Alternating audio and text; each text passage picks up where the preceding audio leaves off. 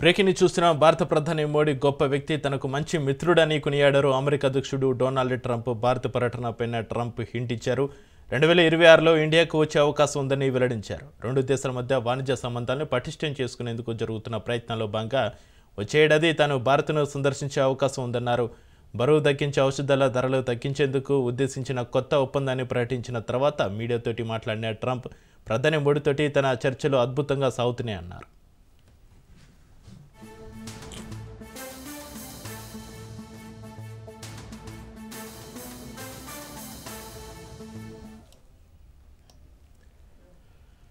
భారత ప్రధాని మోడీ రష్యా నుంచి కొనుగోలును చాలా వరకు తగ్గించారన్నారు. మోడీ తనకు మిత్రుడన్న ట్రంప్ తాము మాట్లాడుకుంటూ ఉంటామని వెల్లడించారు. మోడీ తనను భారత్కు రావాలని కోరుకుంటున్నట్లుగా తెలిపారు. ప్రధాని మోడీ గొప్ప వ్యక్తి అన్న ట్రంప్ తప్పకుండా భారత్కు వెళ్తారని వ్యాఖ్యానించారు. వచ్చే ఏడాది భారత పర్యటన ఉంటుందని హింట్ ఇచ్చారు.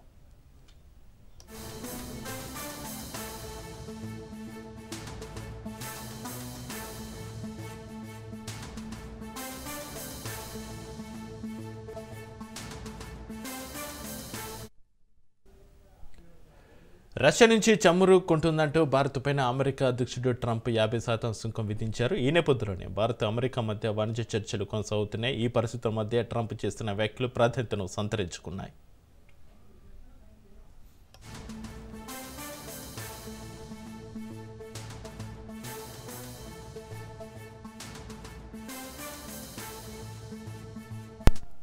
బీహార్లో రికార్డు స్థాయిలో పోలింగ్ జరిగింది. తొలి దశలో 64.66% ఓటింగ్ నమోదైంది. పలుచోట్ల అర్ధరాత్రి వరకు పోలింగ్ కొనసాగింది.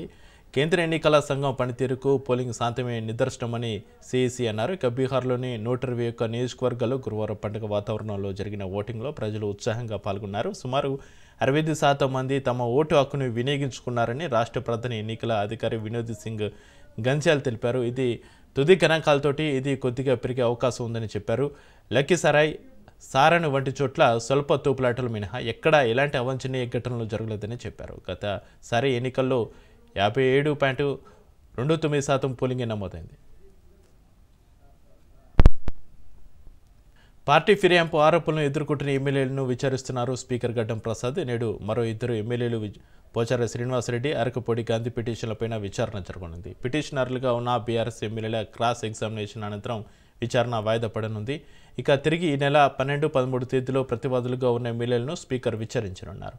నిన్న తెల్లం సంజయ్ పిటిషన్లపైన విచారణ జరిగింది. ఫిర్యాదు ఆరోపణలు ఎదుర్కొంటున్న ఎమ్మెల్యేలు కాళీ యాదయ్య, గోడు మైపాల్ రెడ్డి, ప్రకాష్ గౌడ్, బండ్ల కృష్ణమోహన్ రెడ్డిపైన బీఆర్ఎస్ దాఖలు చేసిన అనర్హత పిటిషన్లపైన స్పీకర్ గత నెలలో విచారణ జరపగా మరో ఇద్దరు ఎమ్మెల్యేలైన కడియం శ్రీహరి, దానం నాగేంద్రపైన అనర్హత పిటిషన్లకు సంబంధించి ఇంకా స్పష్టత రావాల్సి ఉంది.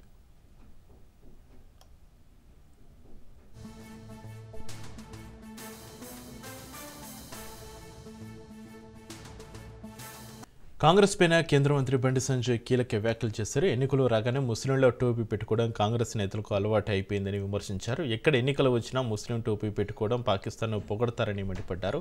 తన వరకు వస్తే తలైన నరుక్కుంటా కానీ ముస్లిం టోపీ పెట్టుకుని మాత్రం ఓట్లు అడుక్కునని కీలక వ్యాఖ్యలు చేశారు.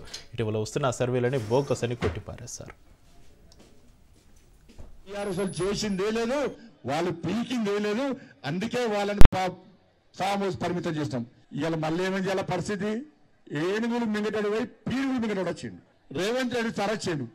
ఏం చేసిండు? రాగానే 2500 రూపాయలు ఇస్తాడు. ఇచ్చిండా? తులం బంగారం ఇచ్చిండా? మీకు గొలుసు వాళ్ళ బంగారం మెల్లగా ఈ జూబ్లీస్ కాంగ్రెస్ వాడు గెలిచిందనుకో, ఆ ఎంఏం పార్టీలు అంత చైన్ స్నాన్సెస్ అందరూ కూడా అంత ఎత్తుకుపోతారు. ఎంఏం పార్టీలు తులం బంగారం ఇయ్యడానికి. ఎందుకంటే నేను ఒక మంత్రి చెప్పిండు, ఏం చెప్పింది తెలుసా? అప్పుడు ఇద్దామనుకున్నా మేము 50,000 కదా, ఇప్పుడు 1,00,000 రియాలిటీగా 1,00,000 రియాలిటీగా వాడు ఇచ్చుడు పక్క పెట్టు. మీరు వాడు కాంగ్రెస్ వాడికి గెలితే మీకు ఉన్న బంగారం ముచ్చుకోపోతారు. వాళ్ళు 4,000 రూపాయలు ఆ పెన్షన్ ఇచ్చిర్రా అక్క? ఇచ్చిర్రా? ఇల్లు ఇచ్చిండ్రా? ఇలా ఏం ఇయ్యలే కానీ మళ్ళీ ఏం చేసిండు రేవంత్ రెడ్డి సార్? 100 రోజులు ఇస్తాడు, ఒక్కటి ఇయ్యలే. ఇక మళ్ళీ ఏమన్నాడు? నేను రాగానే కేసీఆర్ సంగతి చెప్తా, కేసీఆర్ కుటుంబాన్ని జైలు పంపిండా? 1,00,000 కోట్ల అవినీతి అన్నాడు. ఎన్నికల ముందేమో 1,00,000 కోట్ల అవినీతి కాళేశ్వరంలో జరిగింది అని చెప్పి అన్నాడు. ఎవరన్నారు? రేవంత్ రెడ్డి సార్ అన్నాడు. మేమన్నా మా కిషన్ సార్ అన్నాడు, సిబిఐ ఎంక్వైరీకి మేము కేసు ఎంక్వైరీ చేస్తాము అన్నాడు. ఇలా 1,00,000 కోట్ల మీద విచారణ జరగాల లేదా? ఇలా అసెంబ్లీలో తీర్మానం ఏం రాసిందంటే సిబిఐకి లేఖ ఏం రాసిందంటే కాళేశ్వరం పేరు ఎట్లే మేడిగడ్డ మీద విచారణ జరపండి, దాని మీద 9,000 కోట్ల స్కామ్ మాత్రమే జరిగింది అంటాడు. నేను అంటున్నా రేవంత్ రెడ్డి సార్ను, 1,00,000 కోట్ల స్కామ్ జరిగిందా, 9,000 కోట్ల స్కామ్ జరిగిందా? 1,00,000 కోట్ల మీద విచారణ జరపాలని లెటర్ రాస్తావా, 9,000 కోట్ల రూపాయల విచారణ జరపాలని రాస్తావా? ఇలా వీళ్ళు వాళ్ళకొటే అన్న, వీళ్ళు వాళ్ళకొటే. మహిళా క్రికెట్ వరల్డ్ కప్ గెలుపులో తన వంతు కృషి చేసిన తెలంగాణ మహిళా క్రికెటర్ అరుంధతి రెడ్డికి శంషాబాద్ ఎయిర్పోర్ట్లో ఘన స్వాగతం లభించింది.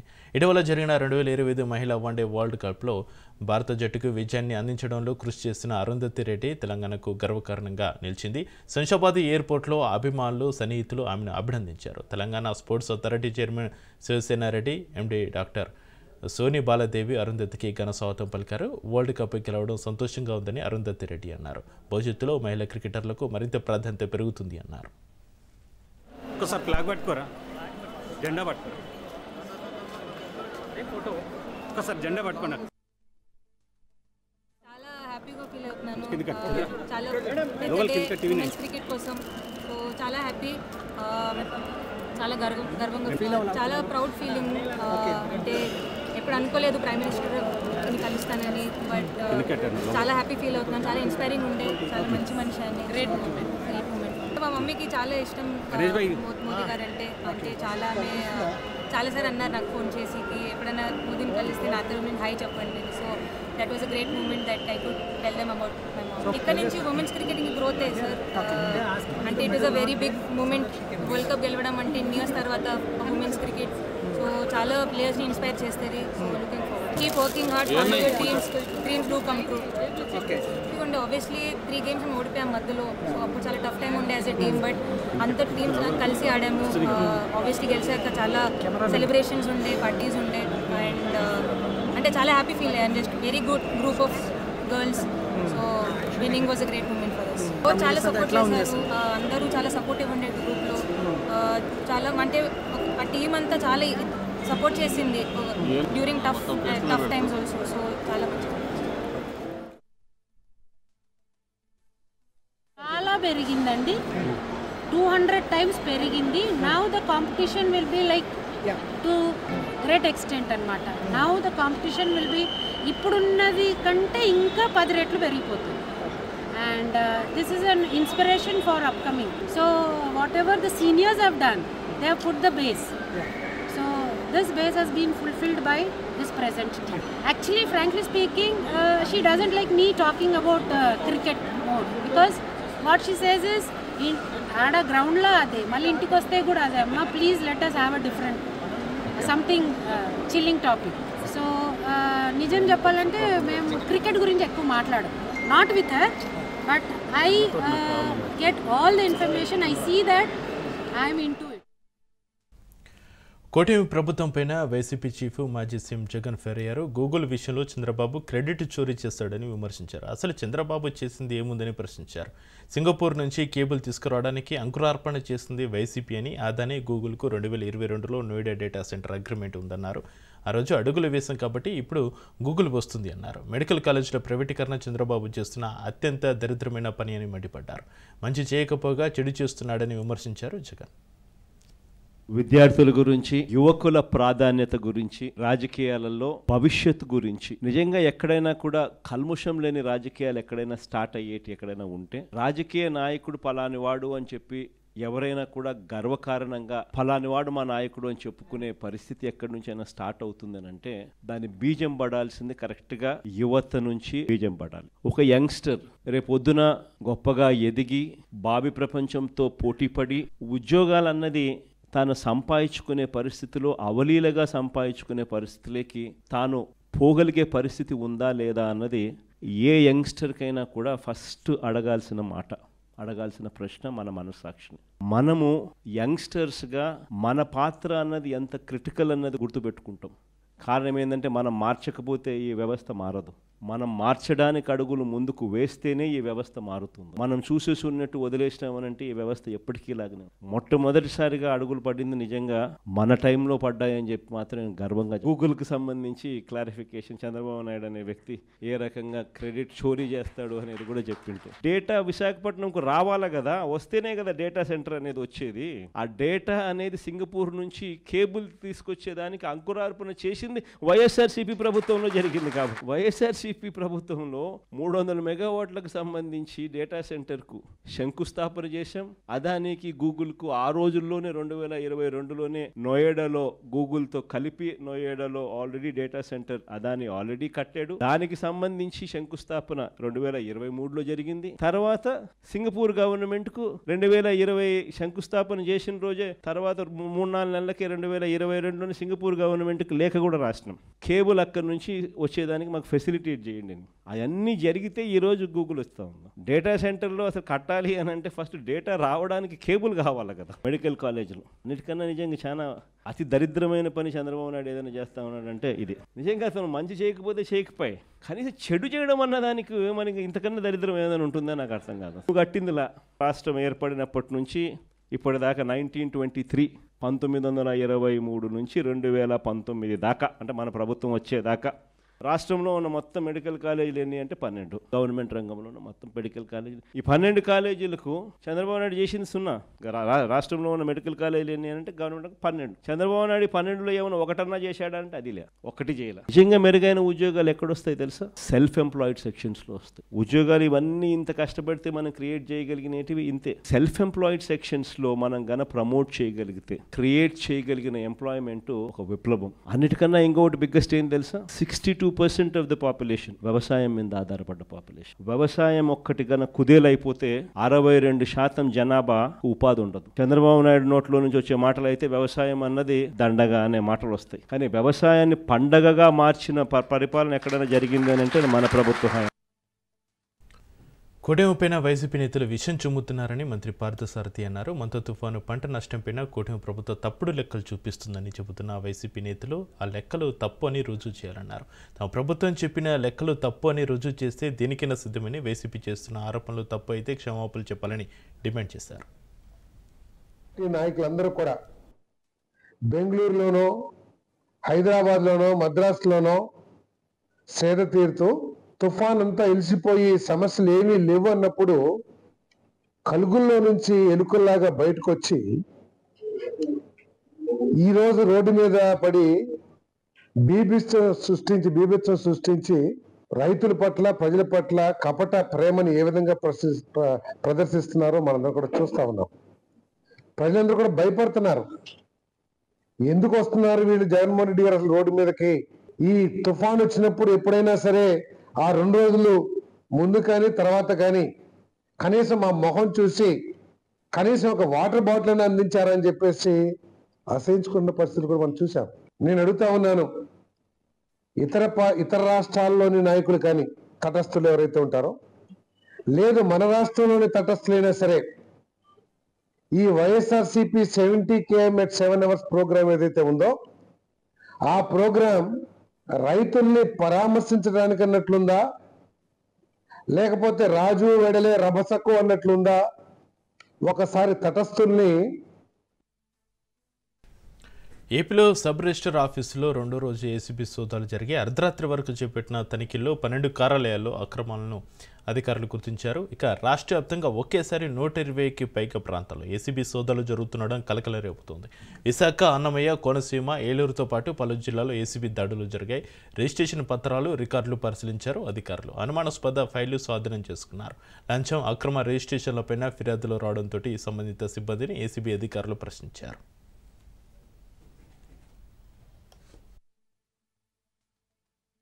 సర్ప్రైజ్ చెక్లో వాళ్ళ రూల్ ప్రకారము క్యాష్ రిజిస్టర్ మెయింటైన్ చేయాల్సి ఉంటుంది. ఆ క్యాష్ రిజిస్టర్లో వాళ్ళకు మెన్షన్ చేసిన అమౌంట్ కంటే ఎక్సెస్ ఉంటే అది violation of the government rules అవుతుంది. కాబట్టి ఇప్పుడు అంతా సీజ్ చేసినాము, అంత ప్రొసీడింగ్స్ రాస్తున్నాము. ఇది కూడా ప్రొసీడింగ్స్లో వాళ్ళు ఎవరెవరి దగ్గర ఎంత ఎక్సెస్ అమౌంట్ ఉండేది తేలుతుంది. ఈయన దగ్గర సబ్ రిజిస్టర్ దగ్గర కూడా ఎక్సెస్ అమౌంట్ ఉంది. తర్వాత స్టాప్ వెండర్ దగ్గర కూడా ఎక్సెస్ అమౌంట్ ఉంది. వాళ్ళ దాని గురించి సరైన సమాధానం ఇవ్వలేదు. కానీ ఆ ఎక్సెస్ అమౌంట్ ఎలా వచ్చింది అనేది మళ్ళీ ఇన్వెస్టిగేషన్లో తెలుస్తుంది. ఇప్పటికైతే ప్రొసీడింగ్ రాస్తున్నాము. ఇప్పుడు అమౌంట్ అంటే మనం పూర్తి లెక్కలేదు. నాకు గుర్తున్న దాని ప్రకారం అయితే ఈయన దగ్గర 5,000 చిల్లర ఎక్సెస్ ఉంది మన సబ్ రిజిస్టర్ దగ్గర. స్టాంప్ వెండర్ దగ్గర వచ్చి అది 17,000 ఉంది, కానీ ఆయన సరైన సమాధానం చెప్పలేకపోతున్నాడు. అమ్మిన దానికి టాలీ కాలేదు. స్టాంప్స్ అమ్ముతారు కదా, అమ్ముతాడు. ఇప్పుడు 100 రూపాయలు స్టాంపులు అమ్మింటే 100 రూపాయలే ఉండాల. అతనిది వచ్చి 300 ఉంది, కానీ 100 రూపాయలు ఉండాలి. సపోజ్ నేను ఎగ్జాంపుల్ చెప్తాను. కానీ ఆయన దగ్గర ఉండేది 17,000కి ఆయన చూపించడం లేదు. అకౌంట్ 17,000కి ఇన్నే స్టాంపులు అమ్మినాయని చూపించాలా, కానీ ఎక్సెస్ ఉంది. ఆయన ఏదో 14,000 ఎంత వస్తుంది ఆయన చెప్పిన లెక్కల ప్రకారము.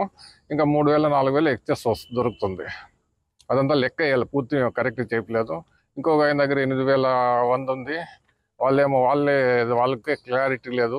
ఆయన స్టాంప్ వెండర్ ఇచ్చినాడని ఆయన చెప్తున్నాడు, సీనియర్ అసిస్టెంట్. కానీ నేను ఇవ్వలేదని నేను అంటున్నాడు.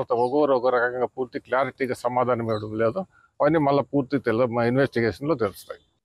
తిరుపతి ఎస్సీ యూనివర్సిటీపై నమ్మకం పోయిందని తమ పిల్లల టీసీ తీసుకుని వెళ్ళిపోతామంటున్నారు తల్లిదండ్రులు. ఇటీవల కొందరు సీనియర్ విద్యార్థులు జూనియర్ విద్యార్థులను ర్యాగింగ్ చేయడంతో యూనివర్సిటీ హెచ్ఓడి దృష్టికి తీసుకెళ్లారు విద్యార్థులు. అయితే ర్యాగింగ్ చేసిన విద్యార్థులను మందలించాల్సింది పోయి ఫిర్యాదు చేసిన విద్యార్థులతోనే అనుచితంగా ప్రవర్తించినట్లుగా విద్యార్థులు తెలిపారు.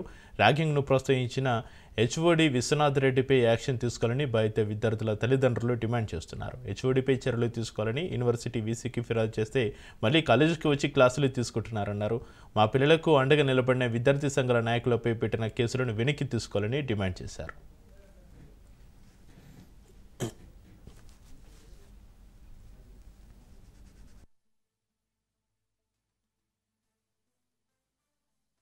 యూనివర్సిటీలో మా psychology department head of the department Vishwanath Reddy sir స్టూడెంట్స్ని ఎంకరేజ్ చేశారు సార్ ర్యాగింగ్. అంటే ఫస్ట్ తను స్టార్ట్ చేశారు, ఇంకా స్టూడెంట్స్ని ఎంకరేజ్ చేశారు ర్యాగింగ్ చేయమని. దాని తర్వాత ఎస్పీ సార్కి కంప్లైంట్ చేస్తే ఇంకా ఎస్ఎఫ్ఐ వాళ్ళు అన్ని వాళ్ళు అందరూ వచ్చి మమ్మల్ని సపోర్ట్ చేశారు. నెక్స్ట్ నిన్న బీసీ సార్ మాకు చెప్పారు యాక్షన్ తీసుకుంటాము, ఇలాగా హెచ్ఓడి సార్ మీద యాక్షన్ తీసుకుంటాము, అతను చేసిందంతా ప్రూవ్ అయ్యింది, రాంగ్ చేశారని ప్రూవ్ అయింది, యాక్షన్ తీసుకుంటామని చెప్పాక కూడా ఈరోజు హెచ్ఓడి సార్ క్లాస్కి వెళ్ళారంట. ఇంకా ఆ మాట అన్నాక ఇంకా మాకు నమ్మకం పోయింది, టీసీ తీసుకొని వెళ్ళిపోదాం అనుకొని మేము అనుకుంటున్నాం. ఇంకా మాకు ఎక్కడికి వెళ్ళినా మాకు స్పై చేస్తున్నారు. మీరు అంటే వాకింగ్కి వెళ్ళినా లేకపోతే క్యాంటీన్కి వెళ్ళినా నెక్స్ట్ రోజు వచ్చాక మీరు వాకింగ్కి వెళ్తున్నారా, క్యాంటీన్కి వెళ్తున్నారా, ఏం తింటున్నారో అన్నీ, దాంతోపాటు ఎక్కడికి వెళ్తున్నారు అన్నీ స్పై చేస్తున్నారు. మాకు ప్రైవసీ లేకుండా, అసలు ప్రైవసీ అయితే లేదు ఇక్కడ క్యాంపస్లో. మేము ఫ్రీగా ఎక్కడికి వెళ్ళలేకపోతున్నాం, ఏం చేయలేకపోతున్నాం. సార్ చెప్పారు వీసీ సార్కి మళ్ళీ చెప్తాము సార్, హెచ్ఓడి సార్ మళ్ళీ రాకుండా యాక్షన్ తీసుకుంటామని సార్ చెప్పారు. యాక్షన్ తీసుకొని హోల్డ్లో పెడతా అన్నారు హెచ్ఓడి సార్ని. కానీ హెచ్ఓడి సార్ ఈ రోజు కూడా క్లాస్కి వచ్చారు సార్. సో దాని మీదే మేము ఇంకా ఇదవుతున్నాము. యాక్చువల్లీ మాకు ఇంకా ప్రొటెక్షన్ లేదని చెప్పి మేము అందరం టీసీ తీసుకోవడానికి ఇంకా టీసీ తీసుకొని వెళ్ళిపోతాం సార్. యాక్చువల్లీ బెదిరింపులు అంటే ఆ రోజు సాటర్డే సారే తీసుకొని వచ్చారు సార్. సార్ తీసుకొని వచ్చి సీనియర్స్ అందరినీ సార్ ఏం చెప్పారంటే గట్టిగా ర్యాగింగ్ చేయండి రా మీరు అని చెప్పారు సార్ సీనియర్స్ని. సార్ అలా చెప్పి కాసేపు వెళ్ళిపోయిన తర్వాత సీనియర్స్ మొత్తం 2:30 నుంచి 6 o'clock వరకు మొత్తం డోర్ వేసేసి మా ఫోన్లని స్విచ్ ఆఫ్ చేసి టేబుల్ మీద పెట్టేసి అన్ని అవర్స్ మమ్మల్ని నుంచోబెట్టి ర్యాగింగ్ అనేది వాళ్ళు చాలా. జనగామలోని ఓపుల్ కేశవపూర్ గ్రామంలో కుమ్మరి కుల బహిష్కరణపైన స్థానిక రెవెన్యూ పోలీసు అధికారులు విచారణ చేపట్టారు. కులాల పేరుతోటి దూషించుకుంటే చట్టపరమైన చర్యలు తప్పవని అధికారులు హెచ్చరించారు. దళితులకు సహాయం చేశామనే కోపంతో తమను మిగతా కులాల వాళ్ళు బహిష్కరించినట్లుగా కుమ్మరి కులస్తులు రెవెన్యూ పోలీసు అధికారులకు ఫిర్యాదు చేశారు.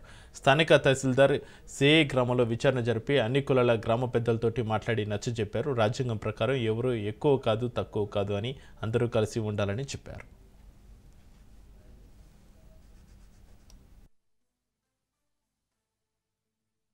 లేదు, చట్టం మీద చట్టాన్ని అవగాహన చేసుకుంటే చట్ట ప్రకారము ఒక వృత్తి ఏదైతే అతను చేసినటువంటి నచ్చినటువంటి పని చేసుకునేటటువంటి వ్యక్తి రాజ్యాంగం అందరికీ స్వేచ్ఛనిచ్చింది, సమానమైనటువంటి స్వేచ్ఛ ఇచ్చింది. చట్టం ముందు అందరం సమానమే, ఎవరైనా ఏ పనైనా చేసుకోవచ్చు. మాదిగా డబ్బు కొట్టాలని చెప్పి మీరు డబ్బు కొట్టుకోవడంలో తప్పే ఉంది. మీ ఇంట్లో ఉన్నటువంటి చనిపోయినటువంటి వ్యక్తిని బొంద దగ్గర తీసుకోవడానికి మీరే డబ్బు కొట్టుకొని పోండి. ఆయనని ప్రెషర్ చేయడం, ఈయనని ప్రెషర్ చేయడం, లేకపోతే అట్లా ఇట్లా అని చెప్పి చేయడం అనేది మంచి పద్ధతి కాదు. ప్రెషర్ చేయడం అనేది కూడా తప్పవుతుంది, అది కూడా చట్ట ప్రకారం నేరమే. కనీసం కులం పేరు చెప్పి చెప్పడం కూడా తప్పే. చట్టం ముందు కులం పేరు చెప్పి నువ్వు మాదిగా, లేకపోతే నువ్వు మాల, లేకపోతే నువ్వు మంగలి, నువ్వు సాకలి, నువ్వు కుమ్మరి, నువ్వు కమ్మరి అని చెప్పి చెప్పడం కూడా తప్పే చట్ట ప్రకారము. దయచేసి ఎక్కడిది చట్టం ముందు అందరూ సమానం అన్నప్పుడు కులం ఎక్కడిది, మతం ఎక్కడిది, ఆయన కుండా చేయాలి, ఈయన చేయాలి, ఆయన ఎక్కడ రాసింది? ఎక్కడ రాసిలేదు. దయచేసి మీరు చేసేటటువంటి సాంప్రదాయం ఏదైతే ఉందో, గతంలో మీరు ఏదైతే అనుకుంటున్నారో అట్లా మీరు నలుగురు కుల పెద్దలు ఏదైతే ఉన్నారో మాట్లాడుకోండి, మళ్ళీ ఒకసారి చర్చించుకోండి, మళ్ళీ ఒకసారి మాట్లాడుకొని అందరూ సామరస్యంగా కలిసి ఉండండి. కలిసి ఉండకపోతే మాత్రం చట్టపరమైనటువంటి చర్యలు మేము అందరం కూడా తీసుకోవాల్సి ఉంటుంది. దయచేసి నేను చెప్పేది ఇది ఒకటే. ఎందుకు మీకు చట్టం మీద ఎందుకు అవగాహన లేదు? చట్టాన్ని అవగాహన చేసుకోండి. చట్ట ప్రకారము ఒక వృత్తి ఉద్యోగం ఇప్పిస్తానని 10 లక్షలు కాజేసిన ఘటన భద్రాద్రి కొత్తగూడెం జిల్లాలో తాజాగా వెలుగు చూస్తుంది. అశ్వాపురం మండలానికి చెందిన ఎంఆర్పీఎస్ నాయకుడు Gaddala Nageswararao Manuguru heavy water plant ఉద్యోగి భరత్ రెడ్డితో కలిసి ఇలందు పట్టణానికి చెందిన తండ్రి కొడుకులు మల్లేష్ కిషన్ కుమార్లకు మాయమాటలు చెప్పి పెద్ద మొత్తంలో డబ్బులు వసూలు చేశారు. ఏడాది గడిచినా ఉద్యోగం ఇప్పించకపోగా తీసుకున్న డబ్బులు ఇవ్వాలని డిమాండ్ చేస్తే రేపు మాపు అంటూ నానా ఇబ్బందులకు గురిచేశారు. దీంతో విసుగు చెందిన తండ్రి కొడుకులు ఆత్మహత్య చేసుకుంటామని పెట్రోల్ బాటిల్ తోటి మోసగాడి ఇంటి ముందు బైఠాయించడంతో స్థానికులు పోలీసులకు సమాచారం అందించారు. ఘటనా స్థలానికి చేరుకున్న పోలీసులు బాధితులకు అన్యాయం చేసిన వారిపైనే చర్యలు తీసుకుంటామని భరోసా ఇవ్వడంతో అక్కడి నుంచి వెళ్ళిపోయారు బాధితులు. వీళ్ళు మా అబ్బాయి ఉద్యోగ విషయంలో మా దగ్గర 7 లక్షల క్యాష్ 3 తులాల బంగారం తీసుకున్నారండి. మా అబ్బాయికి జాబ్ పెట్టిస్తామని అంటే ఈ గద్దల నాగేశ్వరరావు ఎంఆర్పీఎస్ మేము మాదిగొల్లము అయితే అతను మాకు అట్లా పరిచయం అన్నట్టు. ఇట్లా మా ఫ్రెండ్ ఉన్నాడు, మా అబ్బాయికి అప్పుడు పెళ్లి సంబంధాలు చూస్తుంటే జాబ్ పర్పస్ ఉన్న వాళ్ళు అయితే బాగుండని మాకు 2-3 జాగాల్లో ఫెయిల్ అయింది అన్నట్టు పెళ్లి సంబంధం. అయితే నాగేశ్వరరావు గారితో చెప్తే అన్నారు, అన్న మరి భరత్ కుమార్ మా ఫ్రెండే హెవీ వాటర్ ప్లాంట్లో మాకు జాబ్ పెట్టిస్తాడు, ఇంతకుముందు వేరే వాళ్ళకి పెట్టించాడని అంటే సరే అని నమ్మి వచ్చాను. డిసెంబర్ 14వ తారీఖు రోజు మేము ఇదే హెవీ వాటర్ ప్లాంట్లో 7 లక్షలు క్యాష్ ఇచ్చాము. డిసెంబర్ 25వ తారీఖు రోజు ఫస్ట్ తారీఖు జీతం డ్యూటీలో ఎక్కిస్తానంటే 3 తులాల కుమార్. మా ఫాదర్ పేరు Mallesh. 21 feet Tilak Nagar, Yellandu, Bhadradri Kothagudem district. Job ఇస్తామని చెప్పి నాగేశ్వరరావును గద్దల నాగేశ్వరరావు రాజిరెడ్డి పిలిపించి డబ్బులు తీసుకొని పిలిపించారు. సర్టిఫికేట్స్ తీసుకున్నారు. ఇంటర్వ్యూ ఉన్నదని చెప్పి మళ్ళీ పిలిపించి లోపలికి తీసుకెళ్ళి ఎవరినో ఎంప్లాయీని పరిచయం చేసి కొన్ని డీటెయిల్స్ తీసుకున్నారు. దాని తర్వాత అయిపోయింది వెళ్ళు అని అన్నారు. ఒక 15-20 డేస్ తర్వాత మళ్ళీ రమ్మన్నారు. లగేజ్ తీసుకొని క్వార్టర్స్ వచ్చిందని వచ్చాను. అక్కడిక్కడ ఉండి తిప్పించి సార్ లేరు వెళ్ళిపోయారు, మళ్ళీ రా అని చెప్పి ఒక 2-3 టైమ్స్ ఇదే చేయడం జరిగింది. డిసెంబర్లో జనవరి 1st ఎక్కడమని చెప్పారు. మళ్ళీ జనవరిలో 15 డేస్ అన్నారు. ఇంటర్వ్యూకి వచ్చిన తర్వాత 15 డేస్ అన్నారు. దాని తర్వాత ఐడి కార్డ్ ప్రింట్ అవుతుంది, గేట్ పాస్ వస్తుంది, మళ్ళీ 15 డేస్ అన్నారు. ఒక 2-3 టైమ్ 15 డేస్ 1 వీక్ అనుకుంటూ ఇట్లానే చెప్పారు. దాని తర్వాత వాళ్ళు ఇవ్వలేదు, వాళ్ళు ఫోన్కి రెస్పాండ్ అవ్వడం లేదు. అశ్వాపురం పోలీస్ స్టేషన్ నందు ఇల్లందు చెందిన నెలవేని మల్లేష్ ఒక ఫిర్యాదు ఇచ్చినాడు. దాని ప్రకారం అతని కుమారుని ఉద్యోగం కోసం అశ్వాపురం సంబంధించిన గద్దల నాగేశ్వరరావు మరియు భరత్ రెడ్డి అనే 2 వ్యక్తులు హెవీ వాటర్ ప్లాంట్ నందు కంప్యూటర్ ఆపరేటర్ ఉద్యోగం ఇస్తానని చెప్పి సుమారు 7 లక్షల రూపాయలు, అదేవిధంగా ఒక బంగారు మంగళసూత్రం కూడా తీసుకున్నారు. అయితే వారిని ఎన్నిసార్లు అడిగినా కూడా ఉద్యోగం ఇప్పించకపోవడంతో, అలాగే వారి మీద అనుమానాలు రావడంతో ఈరోజు పోలీస్ స్టేషన్లో ఫిర్యాదు చేయడం జరిగింది. అయితే ఈ కేసు గద్దల నాగేశ్వరరావు మరియు భరత్ రెడ్డి ఇద్దరిపైన కేసు నమోదు చేయడం జరిగింది. దీనికి సంబంధించిన పూర్తి విషయాలు దర్యాప్తు తర్వాత వెల్లడించడం జరుగుతుంది.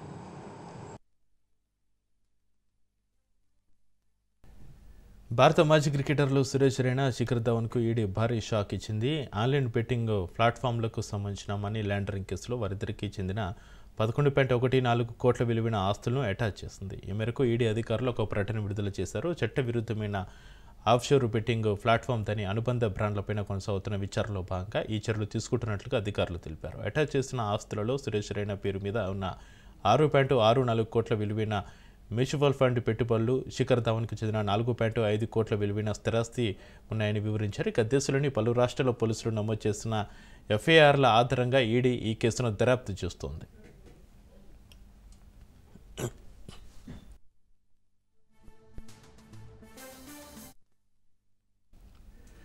బెట్టింగ్ యాప్ అనుబంధ సంస్థలను ప్రమోట్ చేసినందుకు రైనా ధామన్లు విదేశీ కంపెనీలతోటి ఒప్పందాలు కుదుర్చుకున్నారని ఈడీ దర్యాప్తులో తేలింది. ఈ ప్రమోషన్ల కోసం వారికి అందిన చెల్లింపులను వాటి అక్రమ మూలాలను దాచిపెట్టేందుకు క్లిష్టమైన విదేశీ లావాదేవీల ద్వారా మళ్లించినట్లుగా అధికారులు గుర్తించారు.